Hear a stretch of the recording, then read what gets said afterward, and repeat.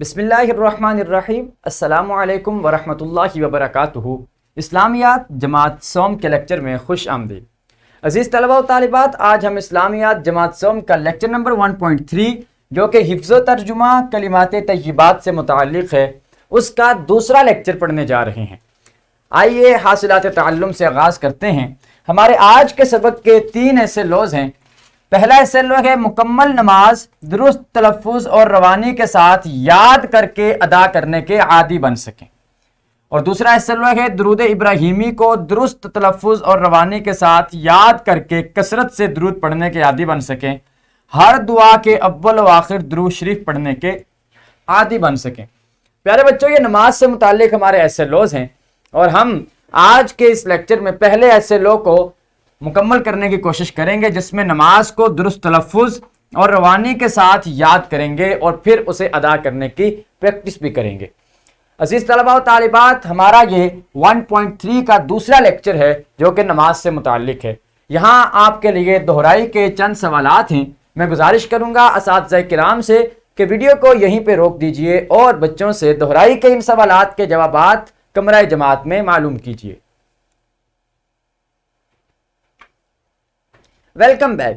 یقیناً آپ بچوں نے بڑی عمدگی کے ساتھ دہرائی کے ان سوالات کے جوابات اپنے اساتذہ کرام کو دیے ہوں گے۔ یہ سوالات اس حوالے سے بھی انتہائی آسان ہیں کہ پچھلے لیکچر میں آپ کو ان تمام سوالات کے حوالے سے مکمل معلومات فراہم کی جا چکی ہیں۔ پیارے بچوں، اعلان سبق ہے کہ آج ہم نماز ادا کرنے کا طریقہ درست تلفظ اور روانی کے ساتھ سیکھیں گے۔ نماز ادا کرنے کا طریقہ کیا ہے، اس کو کس طرح سے ادا کرتے ہیں، اس میں ہم جو حروف ہوں گے، جو الفاظ ہوں گے عربی کے، انہیں درست تلفظ کے ساتھ اور روانی کے ساتھ ادا کرنے کی کوشش کریں گے، اور یہی ہم آج کے اس لیکچر میں سیکھنے کی کوشش کریں گے۔ پیارے بچوں، یہاں قبل از پڑھائی کے عنوان سے آپ کے لیے چند سوالات ہیں جو آپ سبق پڑھنے جا رہے ہیں، اس کے متعلق چند معلومات پر مشتمل ہیں۔ میں دوبارہ سے گزارش کروں گا اساتذہ کرام سے کہ ویڈیو کو یہیں پہ روک کر بچوں سے قبل از پڑھائی کے ان سوالات کے جوابات معلوم کریں۔ خوش آمدید۔ یقیناً آپ بچوں نے قبل از پڑھائی کے سوالات اور اسی طرح دہرائی کے سوالات کے جوابات بھی بڑی خوش اسلوبی سے عمدگی سے اپنے اساتذہ کرام کو دیے ہوں گے۔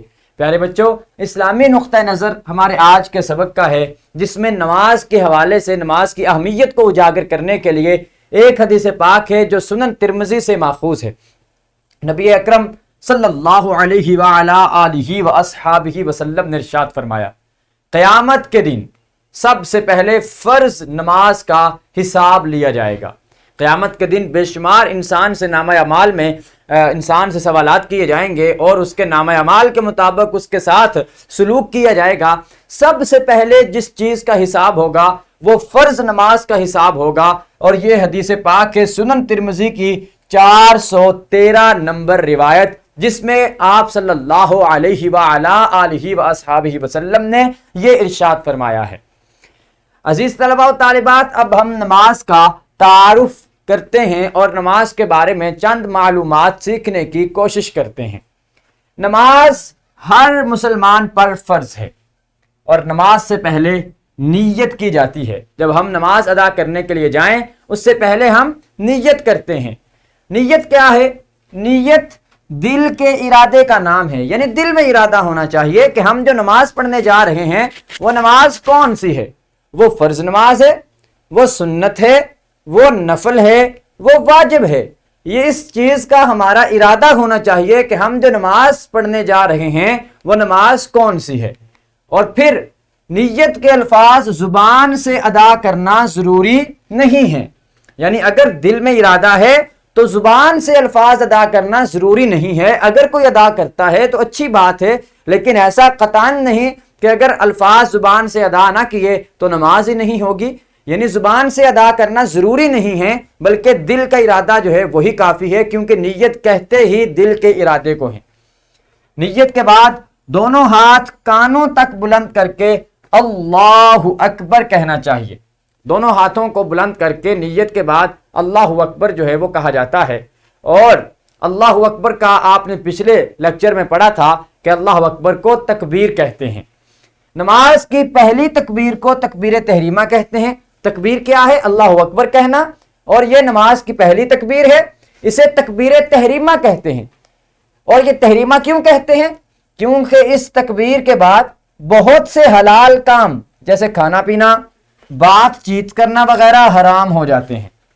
جب ہم نماز کے علاوہ ہوں، ہم بات چیت بھی کر سکتے ہیں، کھانا پینا بھی کھا سکتے ہیں، اور ہم گفتگو بھی کر سکتے ہیں، لیکن جب ہم نے نماز کے لیے اللہ اکبر کہہ دیا، اس کے بعد یہ تکبیر ہے جس نے حرام سارے کاموں کو ہمارے لیے حرام کر دیا۔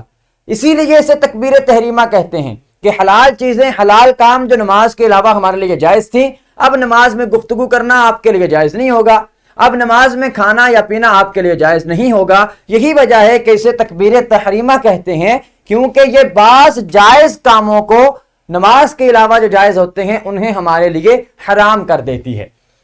پیارے بچوں، تکبیر تحریمہ کے بعد دونوں ہاتھ باندھ کر کھڑے ہونے کو قیام کہتے ہیں۔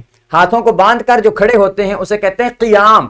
قیام کا مطلب ہی یہ ہے کہ سیدھے کھڑے ہونا، اور ہاتھوں کو باندھ کر نماز کی حالت میں جب کھڑے ہوتے ہیں اس عمل کو قیام کہتے ہیں۔ قیام میں سب سے پہلے ثنا پڑھی جاتی ہے۔ ثنا کیا ہے؟ ثنا کے بعد تعوذ، تسمیہ، سورۃ الفاتحہ اور کوئی مختصر سورت یا چند آیات کی تلاوت کی جاتی ہے۔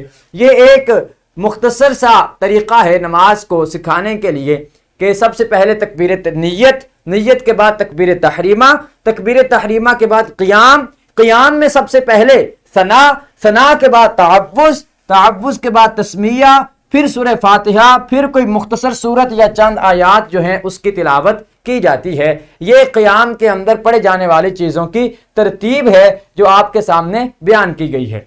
ثنا کا معنی ہے اللہ تعالیٰ کی تعریف بیان کرنا۔ اب یہ ڈیٹیل آ رہی ہے کہ ہم نے کہا تکبیر تحریمہ کے بعد ثنا پڑھتے ہیں۔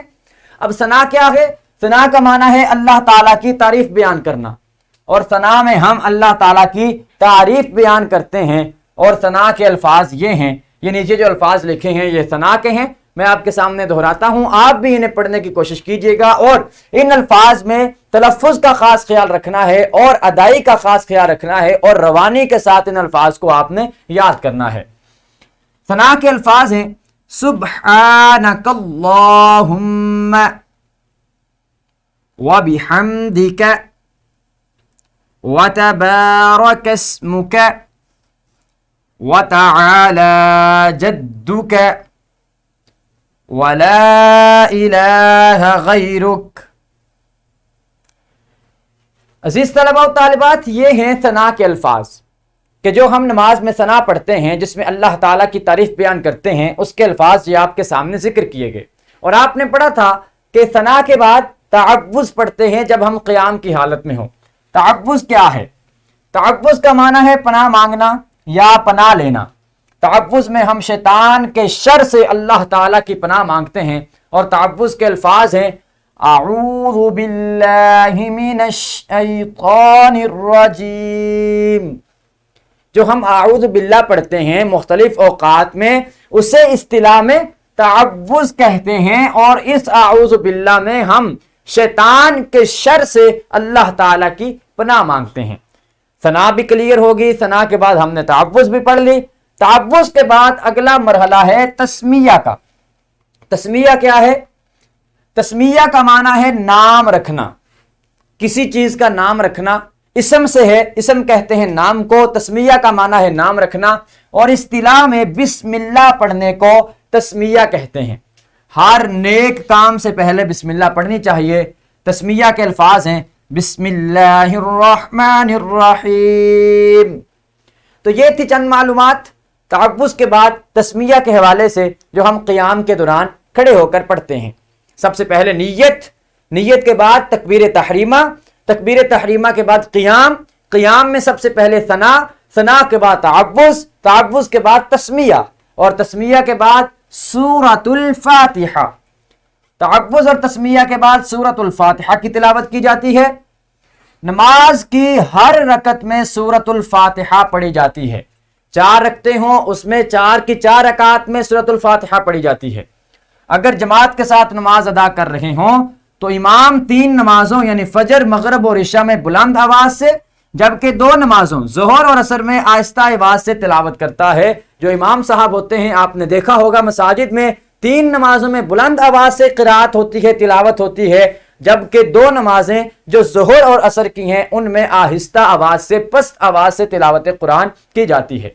अजीज तलबा और तालिबात, सूरतुल फातिहा की तफसीली मालूमात सबक नंबर 1.2 के लेक्चर नंबर 1 में बयान की जा चुकी हैं। डिस्क्रिप्शन में उस लेक्चर का लिंक मौजूद है, वहां से वो मालूमात देखी जा सकती हैं जिसमें हमने सूरतुल फातिहा की मालूमात, सूरतुल फातिहा को मुकम्मल तफसील के साथ 1.2 के लेक्चर नंबर 1 में बयान किया है। प्यारे बच्चों, फातिहा के बाद सूरतुल इखलास आपके लिए बयान की जाती है। वैसे तो नमाज में यह है कि या तो मुख्तसर सूरत या कोई सी 3 आयात कम से कम तिलावत की जाए। तो सूरतुल इखलास जो है अमूमन हर बच्चे को याद होती है, इसीलिए इसके हवाले से हमने जिक्र किया कि सूरतुल फातिहा के बाद कोई मुख्तसर सूरत या चंद आयात की तिलावत की जाती है। 2 रकत वाली नमाज की हर रकत में सूरतुल फातिहा के बाद सूरत मिलाई जाती है, जबकि 4 रकत वाली नमाज की पहली 2 रकत में सूरत मिलाई जाती है। ये उसूल ज़हन नशीन कर लें कि अगर तो 2 रकत वाली नमाज है, फिर तो दोनों रकात में सूरतुल फातिहा के बाद सूरत या आयत की तिलावत करेंगे। लेकिन अगर 4 रकत वाली नमाज है तो उसकी सिर्फ पहली 2 रकत में सूरत मिलाएंगे, यानी पहली 2 रकात में सूरतुल फातिहा के बाद सूरतुल इखलास या कोई और सूरत पढ़ेंगे। बाकी जो रकात हैं 2 रकात, उसमें आखिरी 2 रकात उसमें सूरत या आयात वगैरह मजीद सूरतुल फातिहा के बाद नहीं मिलाई जाएगी। और एक और उसूल जहन में रखें, अगर सुन्नत गैर मुअक्कदा या नफल नमाज हो तो हर रकत में सूरतुल फातिहा के बाद कोई सूरत या चंद आयात मिलाई जाती हैं। सुन्नत गैर मुअक्कदा 2 नमाजों में हैं, एक असर की नमाज से पहली 4 सुन्नतें, दूसरी इशा की नमाज की पहली 4 सुन्नतें। जब इन सुन्नतों को अदा किया जाता है, इनकी हर रकत में सूरतुल फातिहा के बाद सूरत मिलाते हैं, जबकि बाकी जो 4 रकात होते हैं, 4 रकात वाली नमाजें हैं, उनमें पहली 2 रकत में सूरतुल फातिहा के बाद सूरत मिलाते हैं। इसी तरह नफल की हर रकत में सूरतुल फातिहा के बाद कोई ना कोई सूरत मिलाई जाती है। तो ये चंद उसूल हैं जो सूरत मिलाने के हवाले से हैं, जो आपके गोश्त गुजार कर दिए गए हैं। और सूरतुल इखलास आप पिछली क्लासों में पढ़ चुके हैं, इसलिए यहाँ पे सूरतुल इखलास को दोहराया नहीं गया। आप प्रैक्टिस करें, किताब में सूरतुल इखलास लिखी हुई है और उसे दुरुस्त तलफ़्फ़ुज़ के साथ याद करने की कोशिश करें। अजीज तलबा और तालिबात, यहाँ आपके लिए एक्टिविटी है, सरगर्मी है। चंद इस्तिलाहात और उनके नाम आपके लिए लिखे हुए हैं, आपने इनको एक दूसरे के सामने मिलाना है। मिसाल के तौर पे जब हम बिस्मिल्लाह कहते हैं तो हमारे जहन में क्या आता है? तस्मिया, के तस्मिया को बिस्मिल्लाह कहते हैं। इसी तरह आऊज़ बिल्लाह तअव्वुज़ को कहते हैं। तो ये सारी मालूमात को आपने उनके सामने वाले कॉलम से ज्वाइन करना है, मिलाना है। मैं गुजारिश करूंगा साथिया किराम से कि वीडियो को यहीं पे रोक दीजिए और तलबा और तालिबात से इस सरगर्मी को इसी अंदाज में मुकम्मल करवाइए। खुश आमदीद। यकीनन इस सरगर्मी की बदौलत आपको नमाज के अंदर इस्तेमाल होने वाली इस्तिलाहात और उनके मानी और मफाहिम बड़े उम्दा तरीके से, बड़े अच्छे अंदाज से याद हो चुके होंगे। अब आप बच्चों के लिए घर का काम है, तलबा अपने वालिद साहब के हमरा घर के करीब मस्जिद में जाएं और इमाम साहब की तिलावत को गौर से सुनें। वालिदैन की मदद से तलाश करें कि इमाम साहब ने किस नमाज में सूरतुल फातिहा के बाद कौन कौन सी सूरत तिलावत की। सूरतों के नाम लिखें और अगले दिन अपने दीगर हम जमातों से इस बारे में गुफ्तगू करें। मस्जिद में जाकर आपने गौर करना है, सुनना है गौर से कि इमाम साहब कौन सी सूरत तिलावत कर रहे हैं सूरतुल फातिहा के अलावा, उसको आपने नोट करना है। अगर आपको नहीं मालूम तो इमाम साहब से पूछें, अपने वालिदैन से पूछें, फिर उन सूरतों को तलाश करें और सूरतों को तलाश करने के बाद उनके नाम लिखें और अगले दिन कमराए जमात में दीगर हम जमातों से इस हवाले से गुफ्तगू करें। इस तरह आपको मालूम हो सकेगा कि उमूमन किन किन नमाजों में कौन कौन सी आयात या सूरतें जो हैं वो तिलावत की जाती हैं।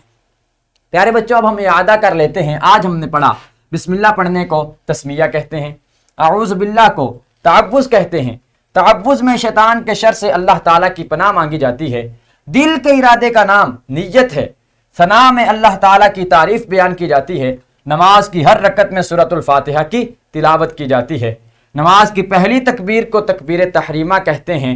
اور تکبیر تحریمہ کے بعد دونوں ہاتھ باندھ کر کھڑے ہونے کو قیام کہتے ہیں۔ یہ وہ معلومات تھیں جو آج ہم نے حاصل کی اور جو آج کے سبق میں ہم نے بیان کی۔ عزیز طلباء و طالبات، آج ہم نے نماز کی نیت، تکبیر تحریمہ اور قیام کا طریقہ سیکھا۔ کل ہم رکوع، قومہ، سجدہ، جلسہ اور تشہد سیکھیں گے انشاءاللہ تعالی عز و جل۔ ویڈیو لیکچر کی ڈسکرپشن میں آپ دیکھ سکتے ہیں لیکچر کی پی پی ٹی، حاصلات تعلم کے مطابق لیسن پلان اور ورک شیٹ۔ ان چیزوں کو ڈاؤن لوڈ کر کے ان کی رہنمائی میں اور ہمارے اس ویڈیو لیکچر کی رہنمائی میں آپ اپنے لیسن کو بڑے عمدہ انداز میں تیار کر سکیں گے۔ اس کے ساتھ ہی مجھے اجازت دیجیے، کل انشاءاللہ نماز کے بقیہ طریقے کے ساتھ دوبارہ سے حاضر ہوں گے۔ اللہ کریم ہم سب کا حامی و ناصر ہو۔ السلام علیکم ورحمۃ اللہ۔